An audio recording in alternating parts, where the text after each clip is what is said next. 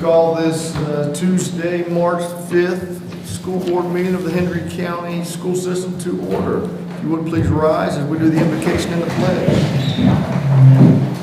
Our Father, who art in heaven, hallowed be thy name. Thy kingdom come, thy will be done, on earth as it is in heaven. Give us this day our daily bread. Forgive us our trespasses, as we forgive those who trespass against us. Lead us not into temptation, but deliver us from evil. Thine is the kingdom, the power, and the glory forever. Amen. Pledge allegiance to the flag of the United States of America and to the republic for which it stands, one nation, under God, indivisible, with liberty and justice for all.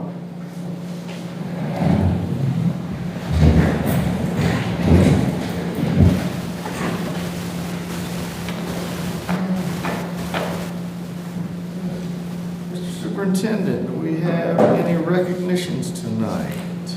Actually, we do. Tonight we're going to recognize the Clewiston Future Farmers of America, the FFA. A good group of those outstanding young individuals are here, along with one of their ag teachers and Principal Phil Summers. Is anybody else in the school here? That's a great group of folks in leadership. It's no secret that I spent many years of my life in that role and loved every minute of it and still love every minute of it and love being a part of it and watching what they do.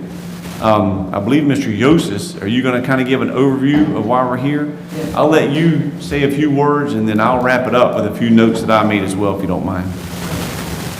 Thank you, Mr. Funnell, and on behalf of the Clewiston FFA chapter at Clewiston High School, it's been an honor to be here with you guys in this recognition. We embarked on this journey with the food science competition, and it was the first one that was inaugurated at Clewiston High School.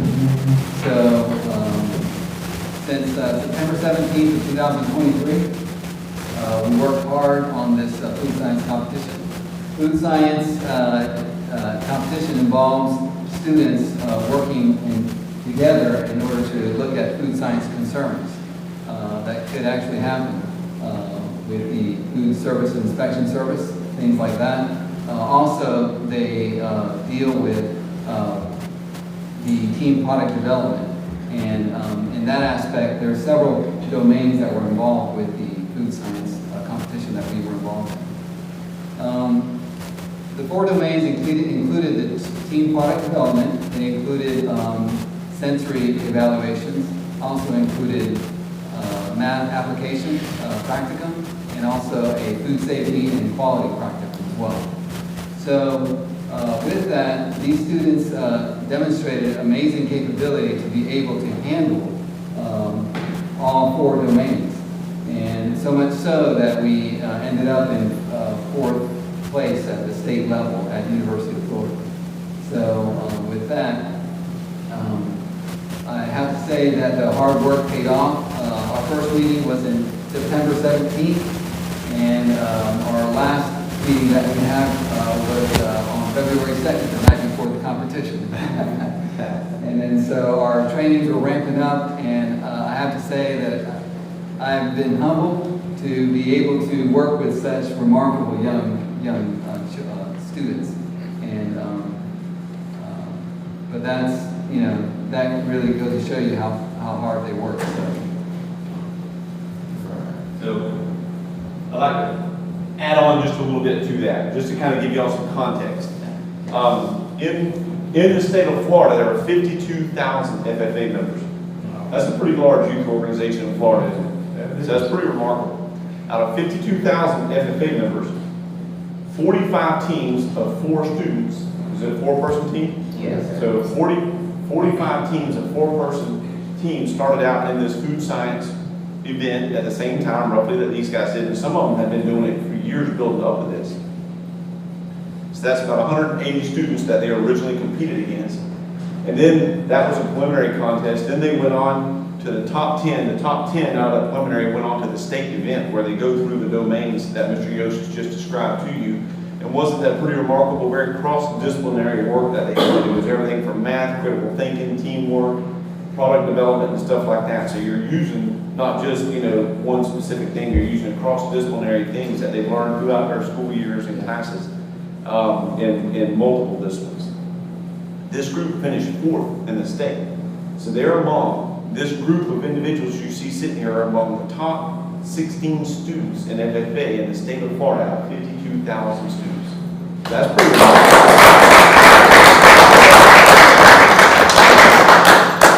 Numbers do it that way. I've always said that our students are just as smart as students anywhere, and when you challenge them and give them opportunities, they always answer the call, and they always just do amazing things. I've done this for a lot of years, and being 4th in the state in any of these huge events is a remarkable feat, and so that's one of the reasons that we wanted them to be here tonight. The second part of that is a remarkable teacher. First year ever, he's only a second year ag teacher, right? And the first time ever challenging this event. And so what a remarkable way, for Mr. Yosis and this food science team and FFA members and Clueston High School students to make a mark, in the state of Florida. So we're looking forward to more things as we go ahead there. Now let me take it one step further for you to show you how remarkable our students are. So as they go through this event, each student earns a score, and they take this team score, and that's how they rank the teams. They also look at individual scores. And as you look at individual scores, out of all of those that were in this contest from around the state, out of all 180 students, out of all the teams that participated, out of all 45 teams, we just happen to have, in Clueston, the high individual for the state this year in the medal. Mr. Luke Yosis.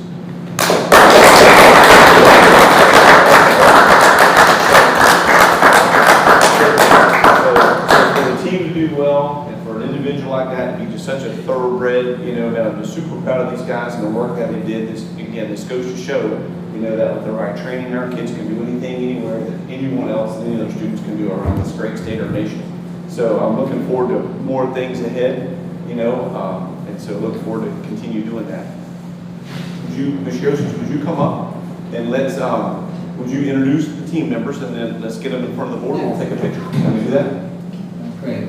And they'll go, and to be clear, now they've earned the right to go on stage at the state convention this June in front of roughly how many people are at state convention? 3,000 to 5,000? About It's 5,000. actually more than that. Recently Now- at state convention, there's been, I think, upwards of like 7,000 people there. Oh, yeah. And actually, so recently today, we just registered for state Yes. convention, so we got to see Ms. Gatis and our president Raylan try to register for that. Yeah, that's another So story. we just love seeing Yeah. and play how our accomplishments and also how us as members can see how we are showing our leadership skills and also seeing how these career development events can get us places in the future. Yeah. That's outstanding. So they're going to be on stage in front of 7,000 roughly other members getting their award and getting recognized for the great accomplishments that they did. Yeah. Isn't that something? Could y'all tell that Trent's Mr. Summers' nephew when he speaks?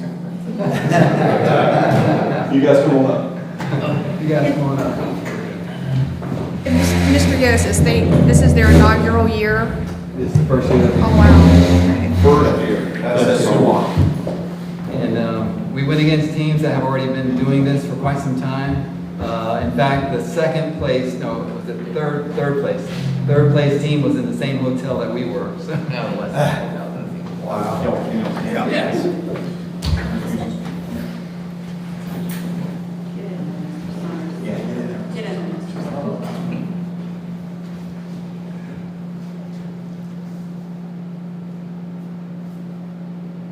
Awesome. Okay. I'll let you want to go through and introduce everyone? Yes. Okay. So starting from left to right, we have Trenton Felton. He's the FFA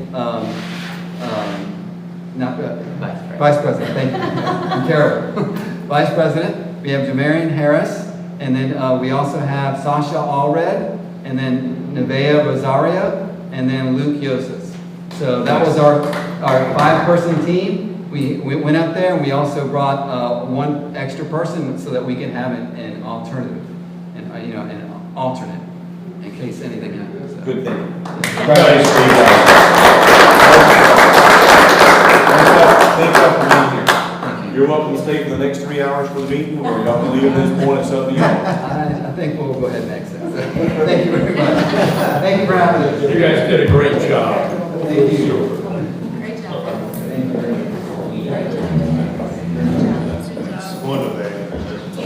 I love seeing stuff like that. Yep. That's what it's about. Yep. Superintendent, doesn't look like we have any other presentations this evening. Do not. Do we have any citizen comments? I have none at this time. No citizen comments. Move on to the consent agenda. Do we have any board member that would like to remove anything from the consent agenda, convert it to an action item? I'm on a streak, no, 2 meetings. She's on a roll. That's 2 in a row she hasn't done that. All right, well, then we will move on. Mr. Superintendent, do we have a recommendation for the consent agenda? Yes, Mr. Chairman, I recommend your approval of the consent agenda as presented. So moved. Second. Any discussion? Hearing no discussion, all in favor? Aye. Opposed? All right, consent agenda passes. We'll move on to action items. Mr. Superintendent, do we have, looks like we have a hearing? Yes, sir. We have to go through, Need to open the. we have to do the whole thing where we open a hearing and, okay. You have a new, we don't have a script, so I suspect you just say, is there, we're opening a hearing for this? And Public comments, it's Yep. just the approval of the policy revisions. All right, well, we will open a hearing for the proposed rule development for volume 23, number 2, January 23rd. At this time, do we have any public comments on this hearing? I see none. Seeing and hearing no public comments, we will close this hearing at this time, and Recommend it? Okay. we will take and ask the superintendent for his recommendation. Okay, Mr. Chairman, I recommend your approval of the proposed rule development, volume 23, number 2 for January 2023. Do we have a motion? So moved. Second. All right, do we have any discussion? Having no discussion, all in favor? Aye. Opposed? Motion carries. All right, seeing no old business, Madam Attorney, do we have any updates? I actually do have a couple of updates for the board. I wanted to update everyone on the ongoing DOJ matter that's been happening since I think the 70s at this point.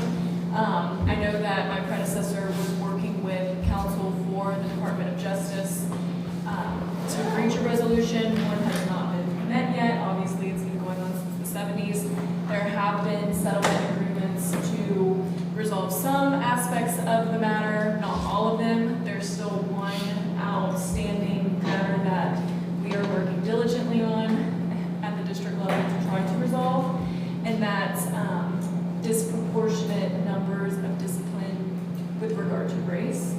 We responded to their requests to supplement the data.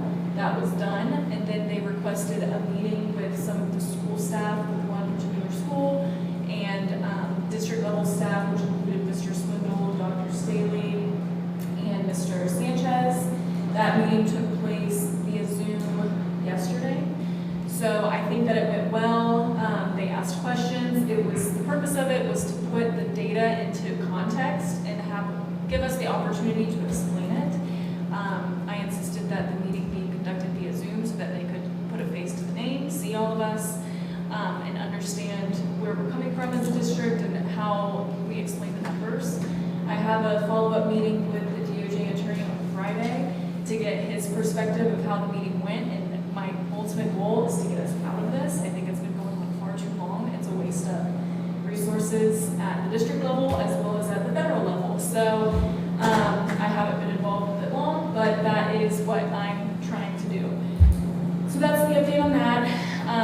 Before I move to my second brief update, any questions? As long as I've been in the county, that issue has stood alone. It's stopping us from being that whole issue from being resolved.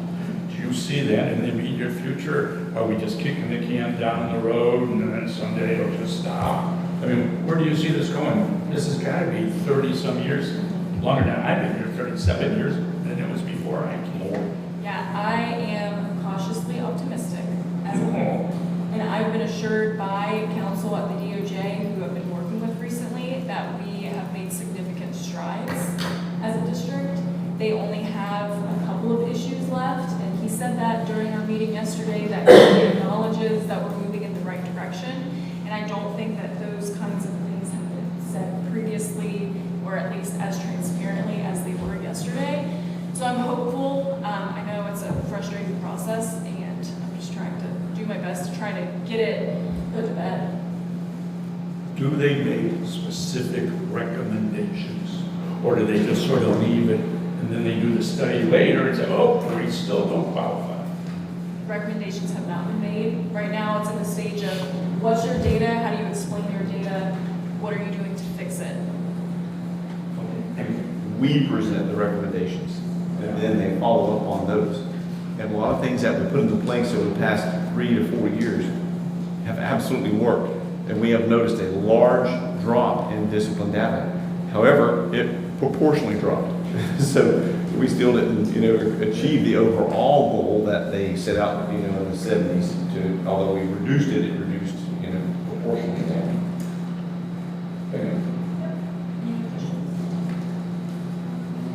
And then the other brief update was about the new construction for Bell High School. This week, I reviewed and revised an RFQ that will be really shortly, and Mr. Spindle can give more of a timeline on that, but made sure that we had it in compliance with applicable statutes, particularly 255.065, which governs public-private partnerships. So that should be squared away and move on to the next step. Just wanted to provide the board with an update on that.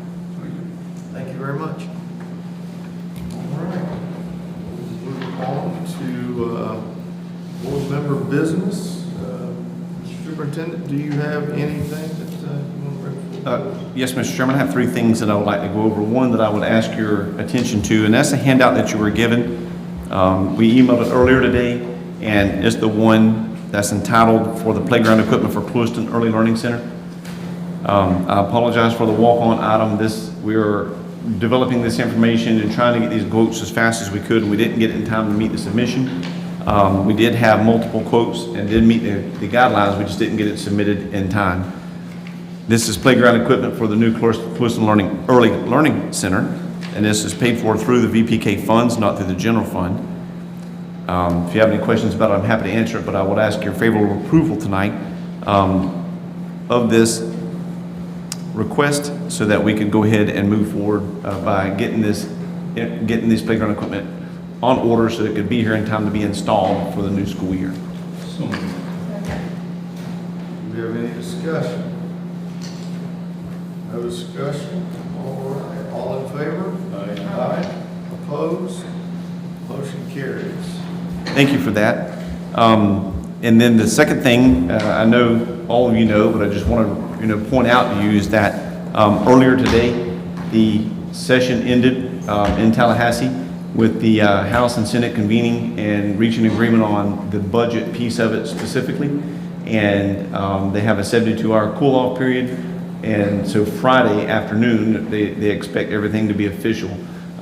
With that, there are several things in there that is very highly impactful to Hendry County and all schools. Number one, obviously, is our budget, where we'll fall in the coming year with the budget.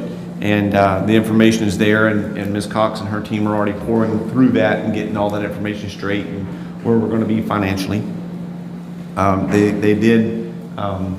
did give us some increase to the base student allocation. However, along with the increase comes expected expenses with that, and so with those expenses, along with the inflationary cost of things that we have to pay for, just as part of our business, it looks like it's going to be very close, with where we need to be financially. But just making sure you're aware of that. Along with that is also, obviously, there's all types of new bills that'll have all types of implications for how we do business, and as soon as that's final, we'll start unpacking those and doing what we have to do to get legal and making sure we're in compliance with the things that the state's mandating that we do as a school system. And then lastly, I will round back to what Attorney Tanner said, and that is the new budget did include the funding for the new LaBelle High School through the Special Facilities Construction Account. And so with that, we are number one in the priority list. The 3 schools that were on there did get funded. And so we will be moving forward with that. We don't see any reason that it will not make it through. Friday's end of the piece there were vetoed by the governor. So we did, when Ms. Tanner said that the RFQ should be released soon, what she means by that, it was released earlier today. And so it's out there. And so our RFQ is available online in multiple sources now, and for construction management companies to go look at and put their proposal together on how they would manage that and be our partners in moving forward. So it's out there. The timeline that you have, which is the blue timeline, this outlines that process. Again, it sort of mirrors, as a matter of fact, the one on the left of the picture up there, the school bus that we did a year ago, we looked at it and it's almost still spot on, you know, so we think we're still perfectly well on where we originally had set out to be. So this kind of helps give you an understanding of where we are and what's ahead as we go forward. When we do get everything completely final and we're completely sure and the budget's in place, we do want to do some type of just announcement, whether it be social media, whether we can get Fox 4 or somebody to come out, because this will be the first time a school has been built in over 26 years for Hendry County Schools. And so it's a pretty big event for us collectively to be able to announce. And so we'll be rolling that out. You know, they'll be on the district website. We'll probably do something at LHS. So we're in the stages now of making sure that we do that and blow that up. So I'll let you guys know once we get the plans together for that as well. So unless you have any questions of me, that's all I have. Very good. Yes, sir. So anticipated time to begin construction is July. Yes, well, and that'll be by July. In July, part of the construction process will be the pre-construction with regards to pulling the core samples, getting the permits, getting the surveys completed and stuff like that. We expect that you'll see yellow machinery out there moving earth sometime in late fall. And by this time next year, we expect to have pads built, roads fleshed out, and, you know, the earthwork being done. Yep, that's right. We'll do some sort of big groundbreaking, you know, when the time's right, when the contract manager's in place. We'll do a nice groundbreaking and ceremony for all of us to be Look out. forward to it. Yep. Very good, very good. All right, thank you very much. That's very exciting news. Yep. Very exciting. All right, well, one thing I want to say is that I do appreciate the fact that you got the big swamp buggy forced to ride in the parade there for Swamp Cabin. That was a lot of fun. I don't know who made the decoration to hang off the side of it, but that was really nice. I like that. Yeah. Was that some of our students or staff? No, I that, think, they've been around for some time. I think staff may have made a handful of years back and just keep using them. Keep using them. Yeah, that's nice. I like that. That was a good time. So, Yep.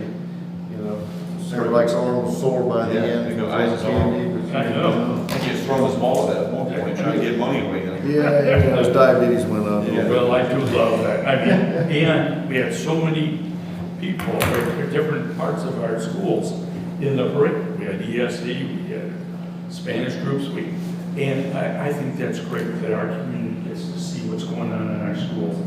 And I'm telling you that that's how we sell it. Those little kids see all that going on and say, that's where I want to go to school. Yes. That's it. Not only were they in the parade, but like the schools cleaned up on all the awards. They got one home. Yeah. So it was yeah.